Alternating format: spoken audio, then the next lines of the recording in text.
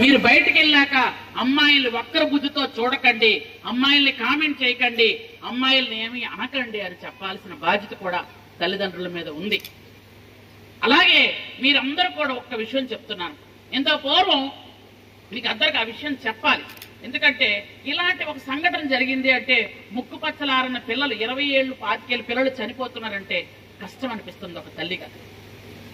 ఒక ఆడపిల్లని చంపేసి వాడి బుర్ర ఎలా పనిచేస్తుంది చూడండి, అక్కడ తీసుకెళ్ళి అక్కడ చంపేసి బండి మీద సింహాచలంలో చంపేసి బండి మీద 2 ఫ్రెండ్స్ కలిపి తీసుకొచ్చి ఇక్కడ ఆ పిల్ల ఊరేసుకున్నట్టుగా వాళ్ళు పెట్టారు. అంటే అది సినిమాల ప్రభావమా, టీవీల ప్రభావమా, లేకపోతే యూట్యూబ్ల ప్రభావమా? ఆలోచించండి ఒకసారి.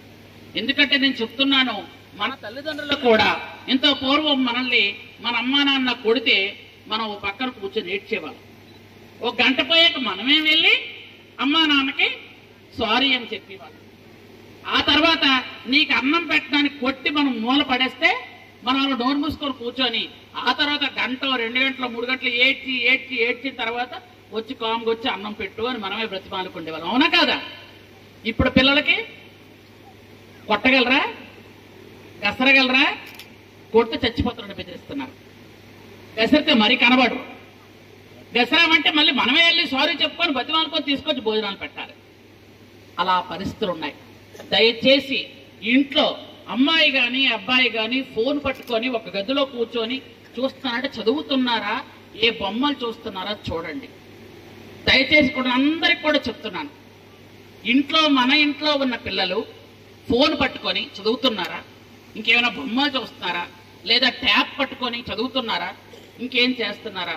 దయచేసి చూడాల్సిన బాధ్యత మన అందరి మీద ఉంది. ఎందుకంటే మనం చదువుకోలేదని మన పిల్లలు చదివించడం మానేయకూడదు.